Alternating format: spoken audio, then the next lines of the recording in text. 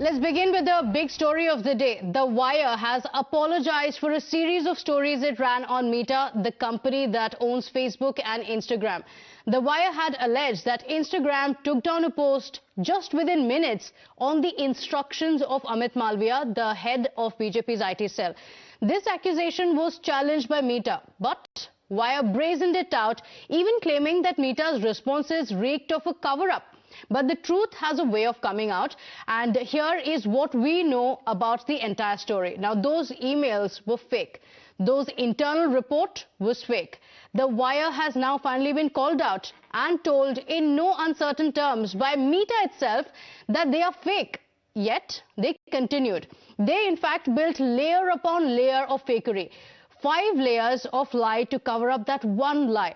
So how next? Well, Wire claimed that they had a video where Meta emails were authenticated through the DKIM method. That video, well, yet again fake. Then they claimed that they got email verification from 2 experts to show their reports were authentic. Now, those experts never did any such verification. In fact, those emails were also forged. So Amit Malviya has now vowed that he will be filing a defamation case against the Wire and will be seeking damages because he claims his reputation was tarnished by the forged documents. The publication, on the other hand, played the victim card. Admitting that they were given fraudulent information, it asserted that the judicial forces will decide whether the person who brought all the material deceived them at anyone else's behest or acted on their own. The government voices claim that the magazine was not singled out, but its fakery is what led to the fallout. You know, the Wire is a history sheeter. It has a long history of running stories that subsequently get discounted either entirely or partially or whatever. Pretty large number of people, irrespective of ideology, are quite incensed by what Wire has done. A lot of the criticism, mind you, has come from openly left of center people who are critics of the government and of the BJP, and even they have been quite hostile in their responses. So I don't think the Wire is being singled out. So patently, obviously false the moment the story came out, and a lot of people pointed that out to the Wire, but they would not listen. They said, no, we stand firm. And subsequently, standing firm became, we stand partly firm, we stand partly corrected, and finally we are taking down the story. So let's now get you more details of the story. Remember, now Wire has finally apologized, but what really led to it? Let's tell you what we know and how this entire lie was called out. First, what Wire claimed was that Meta internal report said Amit Malviya had Insta post pulled down. So they claimed that they had access to this internal report of Meta. Now, what actually happened is that this entire report that they claimed they had was absolutely false, and it was confirmed by Meta itself. Then what did Wire claim? Andy Stone sent shocked email questioning how the hell it got leaked. Remember, the email itself was false. When Meta called it out, the Wire claimed that Andy Stone, the communications head, was furious over it. But what actually happened was that Andy Stone's email address does not exist anymore. So the email address was also completely forged.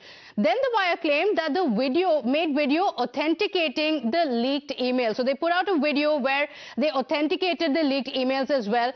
But what actually happened yet again was the authentication video was fake. It was made post facto to cover their tracks. So Wire was aware the entire time that it was absolutely false. Now, then the Wire claimed that independent experts had validated the authentication video. Remember, several people called out this authentication video.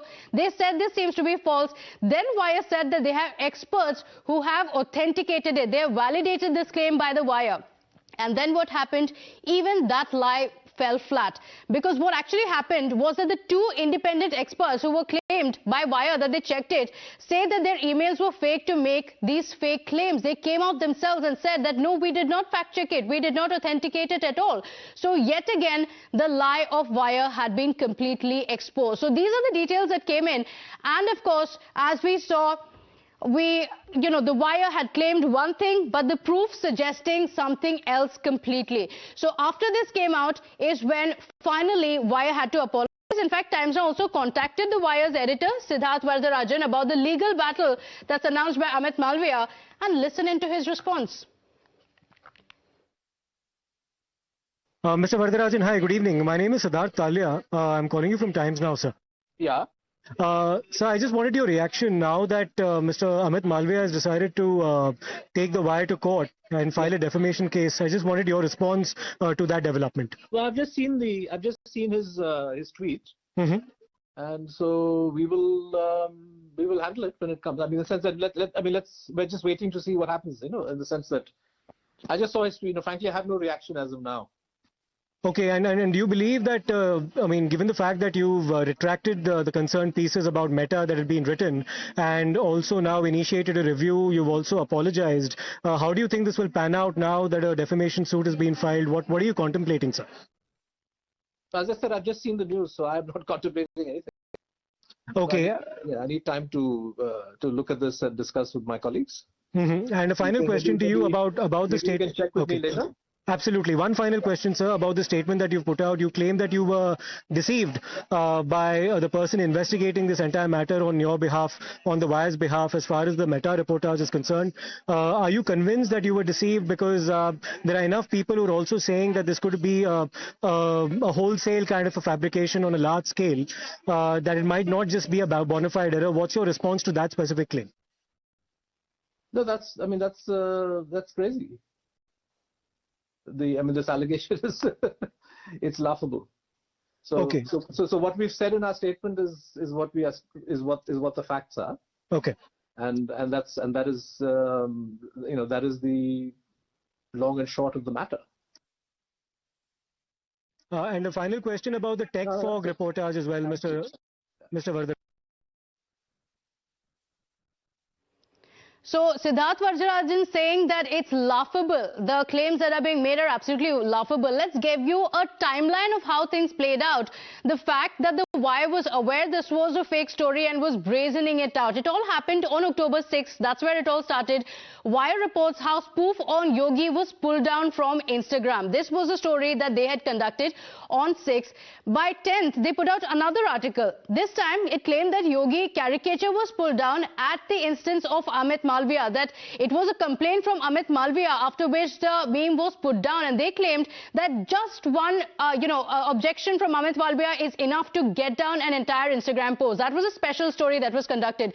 Just the next day, Meta communication head calls Wire report absolutely fabricated. So it came from Meta that owns Facebook and Instagram. They said that it's absolutely false. Now, on October 11th, Wire then published a report showing Meta internal mail with Stone asking how the hell it got leaked. Remember, right the next day, Wire brazened it out, putting out an email claiming that Meta was trying to cover up the facts. So on 11th itself, Meta's Chief Information Security Officer called and reiterated that the Wire reports are absolutely false. This again happened on the 11th of October. Now, this, of course, from 6th to 11th, as you're saying, it played out. The entire story played out one after the other. So this, of course, leaves several questions unanswered, giving rise to several questions. One, why was the layer on layer of fakery done? Meta said clearly that the email addresses were being forged. Experts say that they weren't even contacted, and yet Wire brazened it out. So now they have been dragged to court by the BJP IT cell chief Amit Malviya, and yet they say that this is just them being falsely implicated. Bhautosh Singh, a senior news editor, joining us live on the broadcast. Bhautosh, this does not seem to be a case of one article that they got wrong, or one time that the fact check was not done. Time and again, from 6th to 11th, it played out, and they brazened it out, claimed that it was fact-checked. In fact, they even tried to claim initially that Meta was lying about the entire issue. Now, finally, they've been dragged to court. Yes, Pratibha. In fact, the manner in which this story was put out by the Wire clearly shows that they initially claimed that they have fact-checked the story, and when others, in fact, called out that there could be something wrong with the story, they, in fact, called them that they were, in fact, working for BJP. In fact, they again and again highlighted that they had clearly done their fact-check as far as this story is concerned. But there has been an interesting development yesterday. In fact, late last night, when they issued another statement, the Wire issued another statement.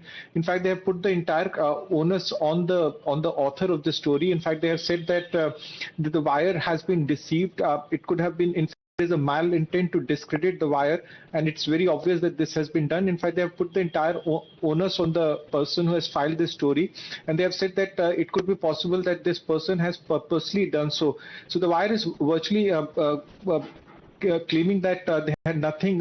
They in fact took the story out in open only because the person who filed the story, and they believed in the person who filed the story.